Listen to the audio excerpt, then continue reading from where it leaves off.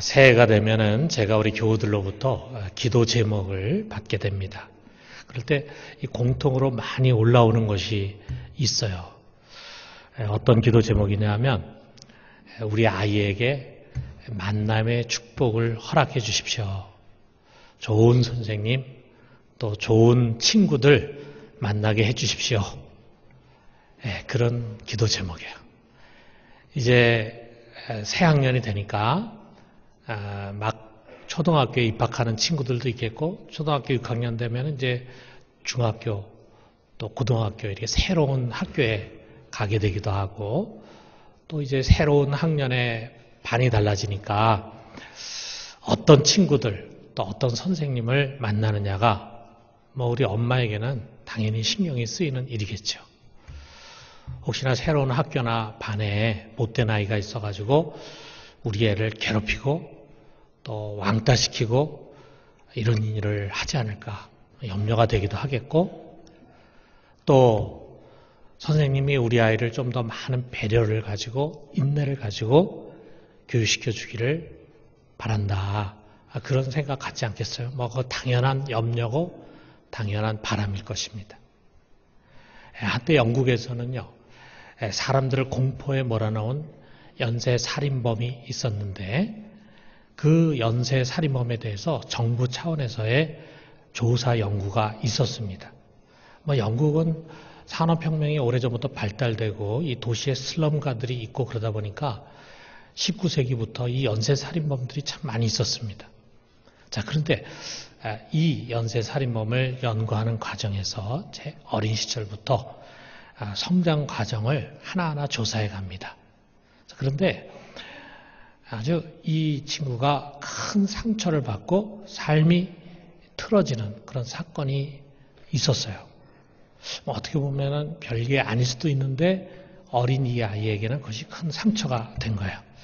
자, 이 범인은 어릴 적에 아주 내성적이고 자의식이 강한 아이였습니다.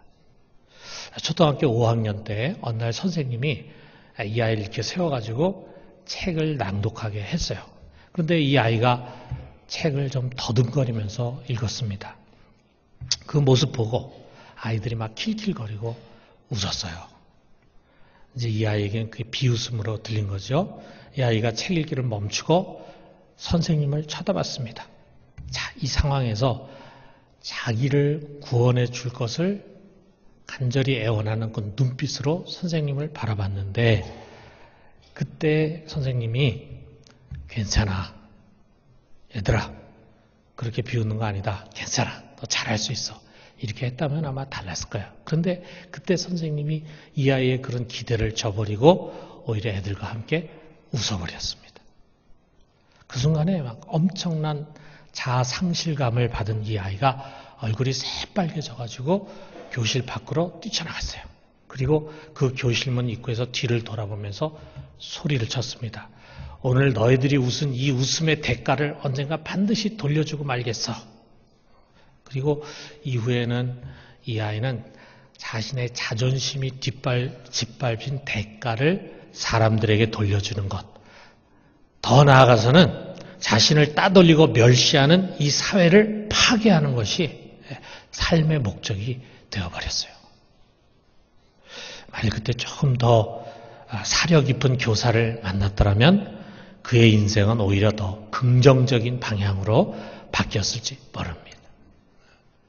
그 순간에 좀 부끄러움을 잘 극복하고, 그리고 그냥 평범한 가정을 이루고 행복하게 살아가는 그런 가장이 됐을지도 모르죠. 자, 반면에 보지도 못하고 듣지도 못하고 또 말도 하지 못하는 중증 장애인이었던 헬렌 켈러는 설리반이라고 하는 훌륭한 선생님을 만남으로 말미암아 그 모든 장애를 극복하고 훌륭한 사람으로 설 수 있었습니다. 자, 우리가 다 공감하지만 누구를 만나느냐, 어떤 부모를 만나고 어떤 친구를 만나고 어떤 선생님을 만나느냐가 참 중요하지 않습니까? 내가 어떤 배우자를 만나느냐에 따라서 평생이 좌우되지 않겠습니까? 또 신앙인들에게는 어떤 영적인 지도자를 만나느냐가 평생 신앙의 방향을 좌우하는 중요한 요소가 됩니다. 좋은 만남을 통해서 긍정적으로 성장하고 행복한 삶을 살게도 되지만 그릇된 만남으로 인해서 인생을 망치는 일이 생길 수도 있어요. 그때 내가 그 사람을 만나지 않았다면은 지금의 내 인생은 달라져 있을 거야. 뭐 긍정적으로든지 부정적으로든지 달라져 있을 거야. 그때 그 사람과의 만남이 내 삶에 굉장한 전환기가 됐어. 라는 생각이 드는 그런 사람 있지 않습니까? 자, 우리 인생에서 이 만남의 축복이 얼마나 소중한가라고 하는 것은 아무리 강조해도 지나치지가 않을 것입니다. 자, 성경 역시 많은 만남의 이야기들을 우리에게 전해주고 있어요. 만남을 통해서 형통한 길을 얻기도 하고 또는 어떤 만남을 통해서는 아주 고난의 연단을 받는 그런 일들을 보여줍니다. 야곱은 하란이라는 곳으로 도망갔을 때 거기서 아주 무서운 조교인 삼촌 라반을 만납니다.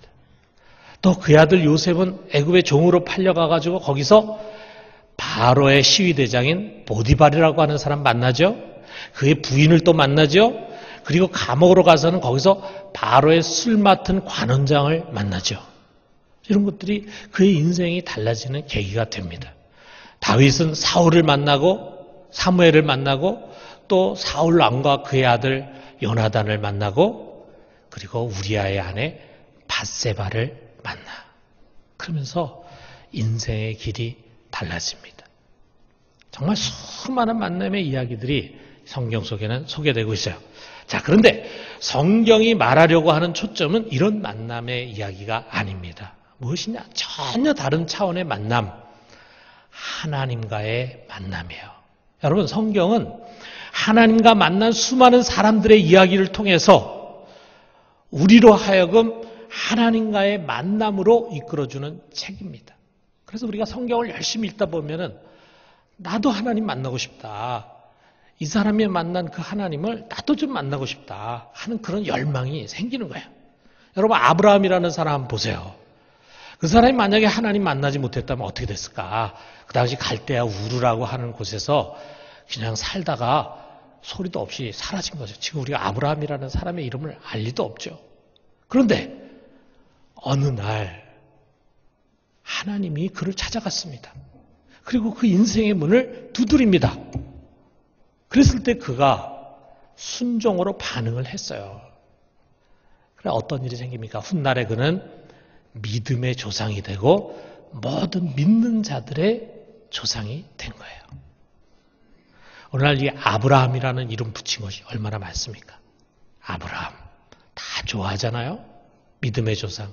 우리도 좋아하고 이스라엘 사람들도 자기 혈육의 조상이니까 좋아하고 하늘의 별과 같이 바다의 모래와 같은 수많은 자손을 거느리는 그런 믿음의 조상이 됐다 이거죠. 자, 야곱은 베델에 가서 자기 형의 낯을 피해서 하란으로 도망하는 과정에 베델이라고 하는 곳에서 하나님 만납니다.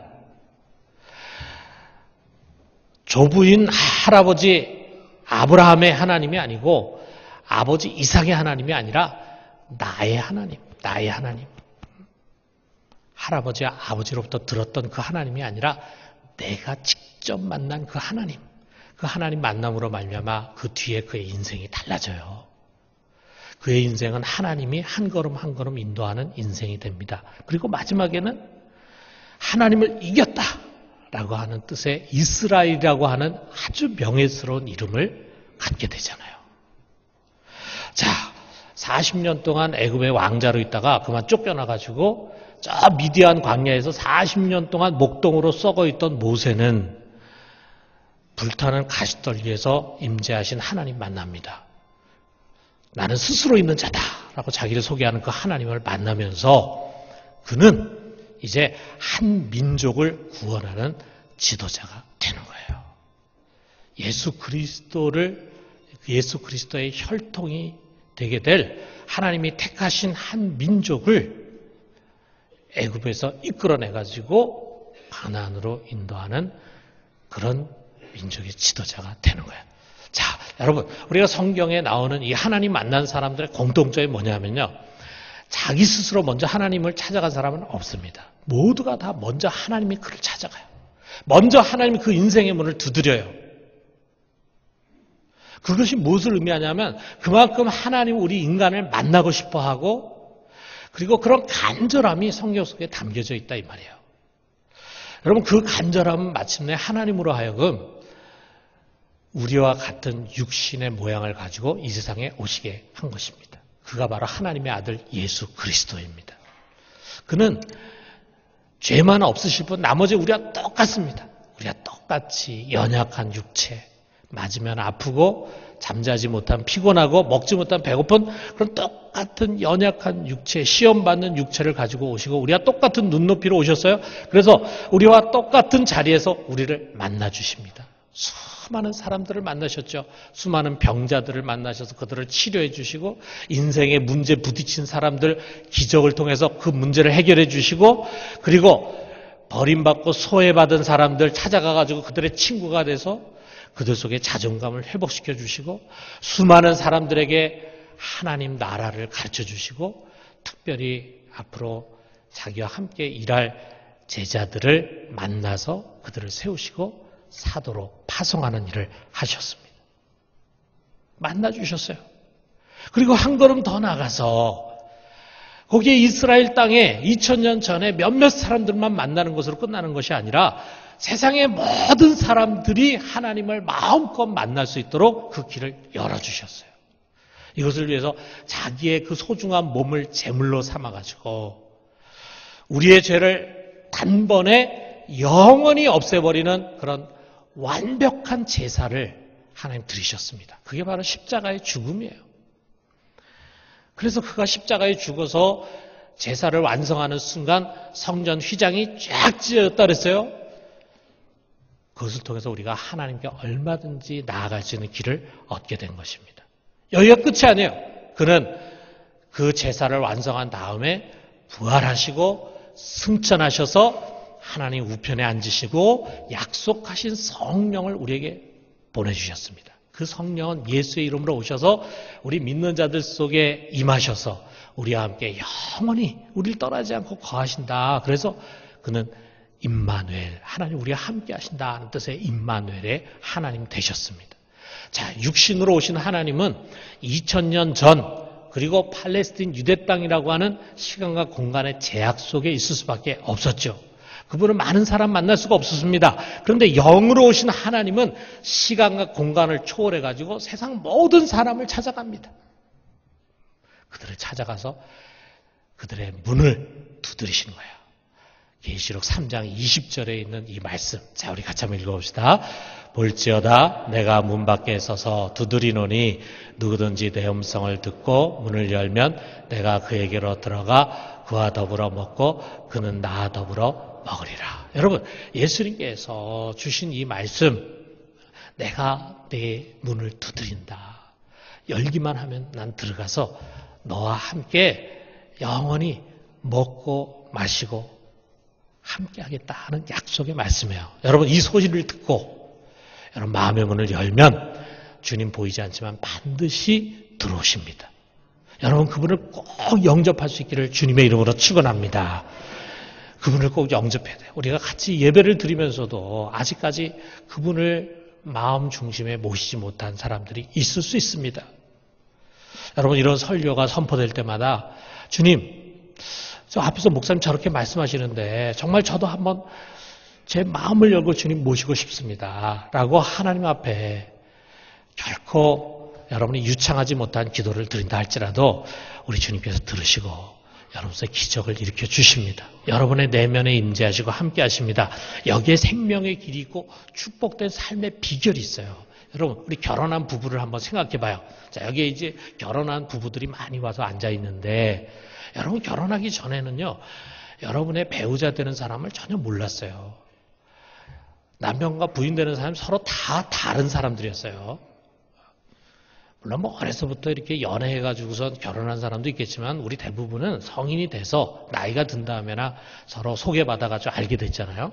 서로 남남이었습니다. 자, 그런데 결혼을 하면서 이제 우리는 평생을 한 지붕에서 함께 동거하면서 살아가는 공동 운명체가 됐잖아요.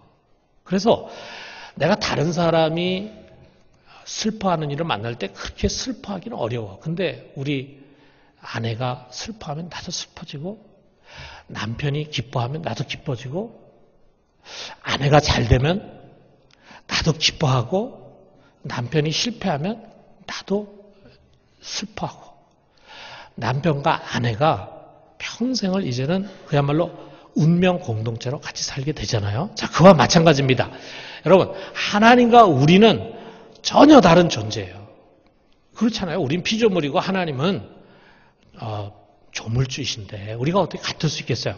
자, 그런데 성령이 우리 안에 오시면서 나와 하나가 돼. 그러면서 그분은 언제 어디서나 나와 함께 하신 분이 되십니다.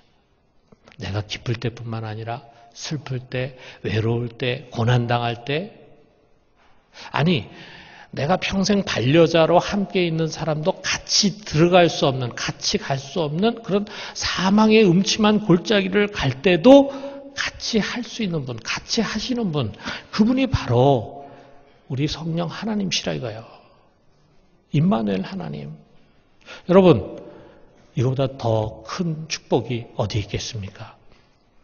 그분과 함께 동행하는 그 삶은 정말 복된 삶이라 이거죠. 자, 그렇다면 우리가 어떻게 이분을 만나는가? 우리가 그분을 만나기 위해서 찾아다닐 필요가 없어요. 먼저 그분이 우리를 찾아오셔서 우리의 인생의 문을 두드리십니다. 예외가 없어요. 여러분, 모든 사람들에게 다 마찬가지입니다. 어떻게 두드리십니까? 꿈에 나타나십니까? 아닙니다. 사람을 통해서입니다. 사람을 통해서. 누군가가 내게 와가지고 예수를 전하는 거예요. 예수 믿으세요. 교회 같이 갑시다. 여러분, 이게 그 사람이 하는 것 같지만 사실은 그 사람을 통해서 우리 주님께서 우리의 인생의 문을, 마음의 문을 두드리시는 거예요. 자, 오순절 임하신 성령께서는 제일 먼저 무엇을 했냐면 믿는 자들을 예수의 증인으로 변화시켰어요. 그들로 하여금 믿음의 확신을 가지고, 그리고 예수 그리스도를 증거할 때 어려움을 다 이겨낼 수 있는 그런 능력을 부여해 주셔서 그들을 증인으로 삼고, 또 교회를 예수 그리스도를 증거하는 증인 공동체가 되게 하셨어요. 그래서 어떤 핍박과 시련에도 굴하지 않고 그들은 담대하게 예수 그리스도의 죽음과 부활을 전하고, 그들이 입술로 전할 때 성령이 함께 하심에 사람들의 마음이 감동되고 주님 앞에 돌아옵니다. 그래가지고 믿는 자의 수가 계속해서 늘어났다고 우리에게 성경이 말씀해 주고 있어요. 지금도 똑같은 방식입니다. 우리 사람을 통해서, 믿는 사람을 통해서 성령께서 사람들의 마음의 문을 두드리는 것입니다. 그렇습니다. 여러분, 먼저 믿는 우리들이 반드시 예수의 증인이 돼야 합니다. 그의 입이 되고 그의 손이 돼서 우리가 사람을 찾아가서 그를 만져주고 입술로 그에게 말씀을 전해주므로 그 사람의 마음을 두드려주는 거예요. 그럴 때 우리 힘으로 하는 것이 아니고 우리 지혜로 하는 것이 아니라 약속하신 대로 성령께서 역사하시면서 그를 주님과 만나는 아름다운 만남으로 이끌어가 주시는 것입니다. 여기에 안드레가 소개되고 있는데 이 안드레가 한 것처럼 하면 돼요. 안드레는 원래 세례 요한의 제자입니다. 그런데 그 세례 요한, 스승인 세례 요한의 인도를 받아서 예수님께 가게 되고 예수를 만나게 되고 그리고 예수를 믿게 됐어요.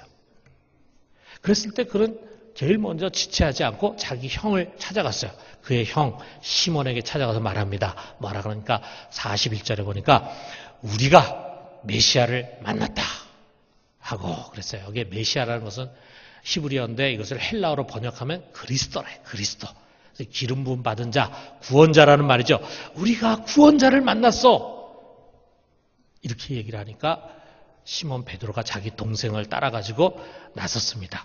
그리고 예수님 앞으로 나오는데 자신에게 찾아오고 있는 이 시몬을 바라보고 예수님 이렇게 말씀하십니다. 42절에 내가 요한의 아들 시몬이니 장차 게바라 하리라. 게바라는 특별한 이름을 줬는데 그 게바는 또 헬라어로 번역하면 베드로라 그랬어요. 그 뜻이 반석이라는 뜻이에요. 그래서 원래 시몬이라는 것이 이름인데 이 시몬은 베드로라고 하는 이름을 얻게 됐습니다. 이것이 예수님의 수제자고 그리고 사도 중에 사도인 베드로가 자기의 형제인 안드레를 통해서 처음 예수님을 만나는 장면입니다. 자, 그런데 여러분 우리가 이 사복음서를 읽다 보면은요, 제자들이 예수님을 만나는 그 과정이 서로 다르게 설명이 되고 있어요. 특별히 우리 누가복음에 보면은 베드로가 예수님을 만나는 특이한 사건을 우리에게 소개해주고 있는데 지금 여기 요한복음의 내용하고 다르다 이거죠. 우리가 이걸 어떻게 조화를 시킬 수 있을까? 자, 이것을 이렇게 연결하면 아마 무리가 되지 않을 거라 생각합니다. 자, 베드로가 자기 동생 안드레 인도를 받아가지고 예수님 만났어요. 그날 그에게 베드로나 이름까지도 칭해줬어. 그런데 그날로 그가 당장 짐을 싸가지고 예수의 뒤를 쫓는 그런 제자와 사도의 길을 걸어간 것이 아닙니다. 첫인상 보고 처음 대화 나누고 그렇게 한다는 게 어렵잖아요. 자기의 가족도 있고 또 자기의 직업도 있고 자기의 삶에 지금까지 살아온 삶의 상황이 있는데 그거를 다 깨트리고 이렇게 딱 간다는 게 쉬운 일이 아니라 이거예요. 우리 역시 마찬가지죠. 누군가의 인도를 받아가지고 교회를 나오지만 바로 믿게 되는 거 아니에요. 물론 뭐 처음부터 바로 잘 믿는 사람도 있지만 대부분 보면은 몇 번의 계기가 찾아옵니다. 그냥 우연이라고 생각하기에는 너무 특별한 뭔가를 경험해요. 그걸 통해서 믿음은 깊지 않지만 뭔가 주님이 날 부르시는 것 같다 하는 그런 생각을 서서히 갖게 되는 거예요. 자, 여기 베드로를 보면요. 베드로는 이제 다시 자기 생업으로 돌아갔어. 그는 물고기를 잡는 어부입니다. 매일 배를 타고 갈릴리 호수에 가가지고 거기서 물고기를 잡아들여가지고 그것을 팔아가지고 그것으로 먹고 사는 그런 사람이에요. 아마도 베드로는 그 뒤로 물고기를 계속 잡으면서도 자, 예수님께서 주로 갈릴리 바닷가를 중심으로 해가지고 사역을 하셨으니까 많은 사람들이 모여가지고 집회하고 있는데 거기 가가지고 아마 예수님 말씀을 듣고 참 좋은 말씀이다, 참 귀한 분이다 아마 그런 생각도 했을 거예요. 또 때로는 그 앞에서 병자가 치유되는 그런 기적의 장면도 봤을 것입니다. 그러나 아직 전적으로 자신을 위탁할 만큼의 믿음은 갖지 못했어요. 자, 그런데 어느 날 아주 결정적인 만남의 시간이 왔습니다. 동료들과 함께 밤새도록 그물질을 해가지고 물고기를 잡으려고 했는데 한 마리도 잡지 못했어. 허탕쳤어요. 그러던 날 아침에 예수님이 베드로의 배에 올라타셨어요. 그리고 해변가에 몰려든 사람들 앞에 말씀을 전하십니다. 베드로는 이제 그물을 다 씻은 다음에 들어가서 자려고 생각하는데 예수님이 전하시는 말씀을 귀로 들었겠죠. 참 좋은 말씀 하신다 이렇게 생각했겠죠. 그런데 말씀을 다 끝내고 난 다음에 갑자기 예수님 베드로에게 말을 겁니다. 너는 깊은 데 가서 그물을 내려라. 정말 엉뚱도 않은 말씀이죠. 아마도 예수님은 그 배를 빌렸기 때문에 배에 대한 보상을 해주고 싶었을지 몰라요. 그가 지금 빈배라는 걸 알고 있거든요. 자, 그런데 이 아침 시간에 깊은 데 가면 거기 물고기가 없다고 하는 것은 어부들에게는 상식적인 이야기예요.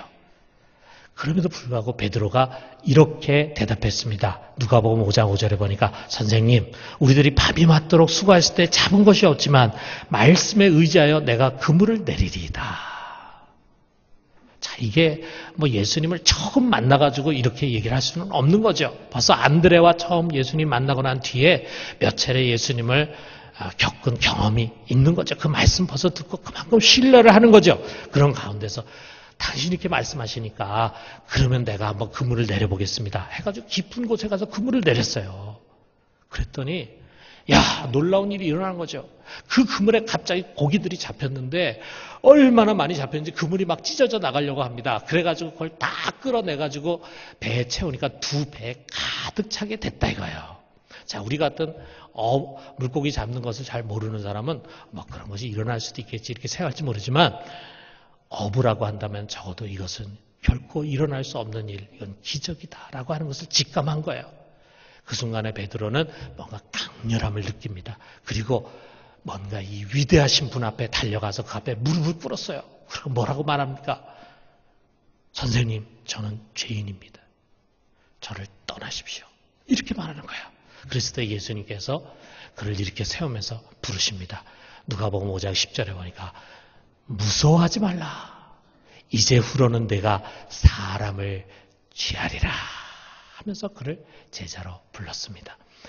그는 비로소 이제 모든 것을 버리고 자기의 배도 버리고 그물도 버리고 예수 그리스도의 뒤를 쫓아서 제자와 사도의 길을 가게 됐어요. 그리고 훗날 그는 가장 위대한 사도가 됐고 우리 기독교의 초석을 놓는 사도가 됐습니다. 그런데 그 시작은 무엇입니까? 바로 그의 형제 안드레의 전도였어요. 안드레의 전도. 여러분, 우리는 20세기에 유사한 사건을 보게 돼요. 아마 여러분 누구나 교회를 다니는 사람이나 또 안 다니는 사람도 이분을 알 거예요. 얘기를 들었을 거예요. 빌리 그레함. 이 빌리 그레함 목사님이 지난 2월 21일 주님의 부르심 받았습니다. 99세의 나이로 세상을 떠나가셨어요. 너무 소중한 분 저희가 주님께 보내드렸어요. 자, 그는 그야말로 정말 한 시대를 풍미하면서 전 세계를 대상으로 목회했던 복음주의 거성. 자, 기록에 보면은 그가 지금 이 사진은 우리나라의 여의도 집회 장면인데 전 세계 185개국에 약 2억 1,500만 명에게 복음을 전했다 그래요. 우리나라는 1973년에 여의도에서 집회했습니다. 그때 빌리 그레함 말에 의하면 자기 집회 역사 중에 가장 많은 인파가 찾아왔다. 약 100만 명이 되는 사람들이 이 집회에 찾아와가지고 많은 사람들이 회심을 하고 예수를 믿게 됐습니다.